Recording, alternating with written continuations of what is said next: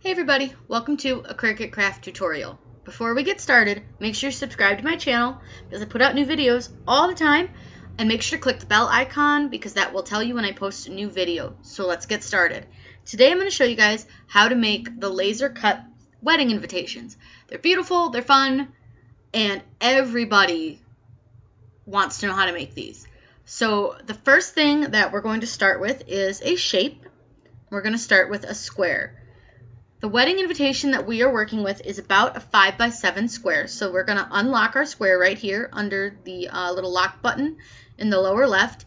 And I know that it's about 5 inches wide and 7 inches tall.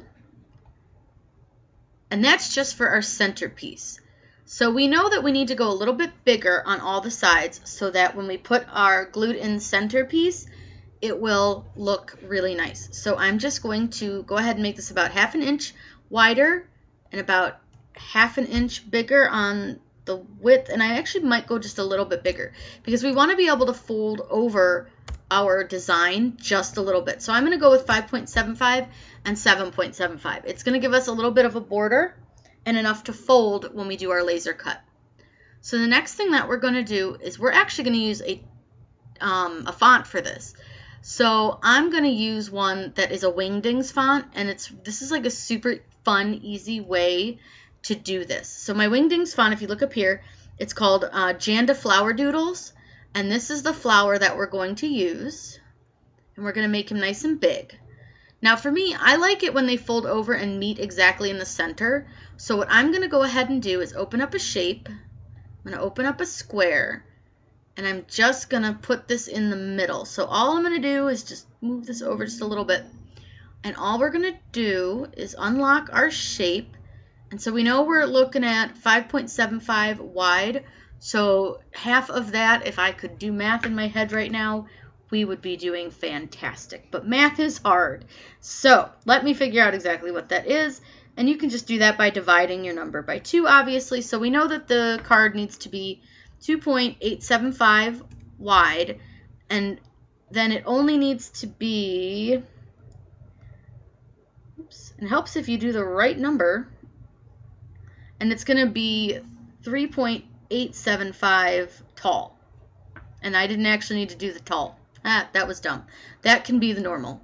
Sorry, I was not thinking there. So you want it as tall as your card is, but you don't want it to be as wide. So you want your design, your whatever shape you're using, to fit inside. But you see how it keeps going behind that one? All you have to do to fix that is click on the big square here and move to back. And what that's going to do is it moves it so that you can put your design on top of it and see how it's going to fit. Now for these, I'm going to do just a big line of them, and you want to make sure that they overlap the edge just a little bit. So all we have to do is click duplicate. We're probably only going to need 2 or 3 of these to do this, and you want to make sure that they overlap a little bit on top of each other as well. And you see how we're just a little bit too overlappy? That's okay. We're going to just adjust sizing a little bit, and I'm going to unlock this so that I can stretch it. And I'm going to unlock this one so that I can stretch it a little bit. And these won't look not round once you do this, so don't worry too much about it being a little off-centered and a little not round. Nobody will notice. So I'm just going to pull them up a little bit because I do want them to stick up just a little bit above my design. And then we can get rid of the square in the back because we don't need that anymore. We're going to go ahead and delete it. And you see how they're all touching? Well, we need to weld them. So all we're going to do is draw a square to touch all 3 of them. To draw the square, just hold down your left mouse button and drag. So we're just going to drag that on, and we're going to weld them. What that does is that makes them all one piece. So what I'm going to do now is just see how they look against the side. I think they look really good.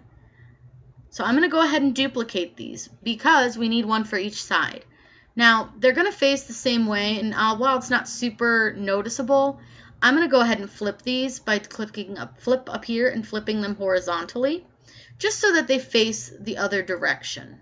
That way it looks a little more spaced out. And all I'm going to do is just kind of look and make sure they look like they're going to touch. Perfect, they are going to touch. So now to line them up, all I do is match up best I can from the top to the bottom, and I make sure that part of the edge of the flower is overlapping the card, because we're going to weld all of that together as well, because we want everything to cut as one. So you need to select each piece. You can either do that over here in the layers panel, and I don't know why that just came flying over here, but let's undo that. So you can either select them all over here in the layers panel by holding control and clicking each item. You can do the square that I showed you earlier, or you can click each item by holding control and physically clicking the item. So we're going to go ahead and weld that. And you'll notice once we've welded, it all becomes one color. Now, if you notice right down here, it filled in a space. So what I'm going to do is click undo. And I don't like that it filled that in, so we're just going to scoot this out just a little bit. It doesn't even have to scoot out very far. And it should, with any luck, fix the problem. So let's try it again, see what happens. We click weld. There we go. All better. Now, we do need to make sure that we put in score lines in this, because we want to be able to fold right here and right here, because I'll show you. We're going to have in the middle, and I'll change the color of the square here. In the middle, we're going to have the white card that's going to have all the information on that, and that's going to be 5 wide and 7 high, so make sure we unlock. And this is just going to give us an idea of the space that we're working with for our score line. So that looks about centered. It doesn't have to be exact, because this piece is coming from a different place. And I'll do another tutorial on how to do the middle part with your Cricut, because it's really fun. So what we're going to do is shapes. We're going to get a score line. And we're going to take our score line, and it's really hard to see against this gray. So I like to make this a totally different color, just something bright so that I can see my score line against it better. Even that's kind of hard to see. Let's see if maybe Very Berry makes it easier. Boy, none of these are real easy to see. Let's try, yeah, there. That's a little bit easier. So your score line is right here. And you can see it really well on the white. So what we're going to do is just line it up with the top and just make it bigger. And I like to go just a bit longer than what I actually need it to go. And it's okay if it scores too far down. It's no big deal. And we're going to duplicate our score line so we don't have to try to measure it again. And we're just going to do the same thing. And we're going to get those lined up just about in the same spot on our invitation.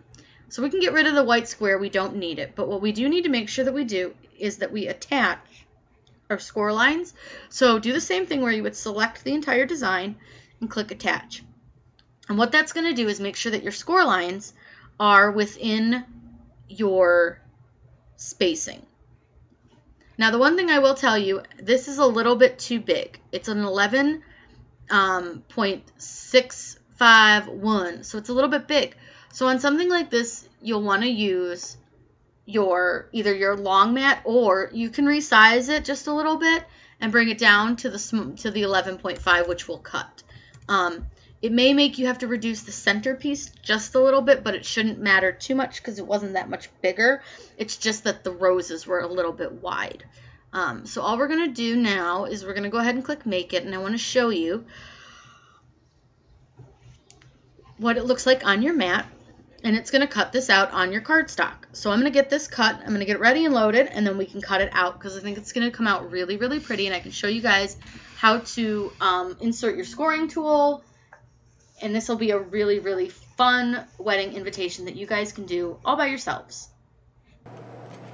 We are ready to cut. So I've loaded my blue mat, and we're going to put in our scoring tool. Now, unlike the pen, the scoring tool doesn't really click in like you would hear it with the pen.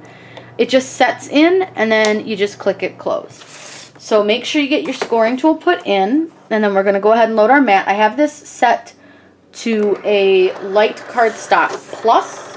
This isn't like super thick. It's the ones that come in the pack from Michaels. So the first thing that it's going to do, it should score first, but sometimes it doesn't. I'm not sure what tells it what to do, but sometimes it'll score first, other times it won't. The one thing you want to make sure that behind your machine is completely free of any sort of debris or cords or anything like that, because if this gets caught on your machine, you're going to end up ripping your paper. I see a lot of people have that problem. They'll end up accidentally ripping the design because the back of your mat will lift up a little bit and it will kind of mess with the design. So this is going to take a little bit to cut out because it's got lots of tiny pieces. I just wanted to make sure you guys got to see the scoring and some of the cutting. So once it is done, we'll come back and we can take a look at how it came out. So we're ready to take it off of the mat. So I don't really care about the backing part here, this extra. So I'm just going to take that off that way. Now, when I take this off, though, I do want to be more careful. I don't want to rip my flowers, and I don't want to bend my card. So we're going to flip the mat this direction, so it's upside down. And what you're going to do is roll your mat like this off of your card instead of pulling your card off of your mat. And all I do is I just use my hands, and I just lightly coax the card and the paper off of the mat. Now, the cutting on this took about 4 minutes, so keep that in mind if this is something that you're going to do for a wedding or a birthday. Between mat cleaning, because you do have to get all these little pieces off, and between actual cut time, you're probably looking at a good, I would say 6 to 7 minutes per card, because you'll see some of the pieces don't always come off right away, so you have to go through and pick off of your pieces, which can be a bit of a pain. But all you do is just go through, find any of the pieces that stayed stuck on. I think I got them all. So hopefully you guys can see this. I think it came out really, really pretty. I want to lay it down so you guys can see it a little bit better. But I can't really quite get the mat out of the way. Hold on one second. Let me hang my mat back up before it gets completely in the way. And hopefully you guys can see how pretty this came out. I think it came out absolutely gorgeous. And it has the score lines on it. So all you have to do is find your score line and just fold along that line. Now, it may not be easy to start it right away, so you may need to look at it in the light, but you'll see here that it's got a perfect line, and all you do is just lightly, all I do, I lightly fold along it, and then sometimes I'll actually take my scoring tool out of my CRICUT and use it to finish scoring this so that it's nice and flat. And so we'll just do that to both sides. And like I said, sometimes you just got to put it in the light a little bit to see where your score line is. And all you have to do is fold on that little score line. And all we're going to do is just fold on that. And I'm just going to use my scoring tool. And all that does is it just kind of gives me like a nice clean line. And it looks very professional. And then it's nice and straight. And here is your invite. So all you would have to do now is either, insert your card in here and put a little ribbon. And then when people open it, they have these beautiful roses. And your invitation right in the middle.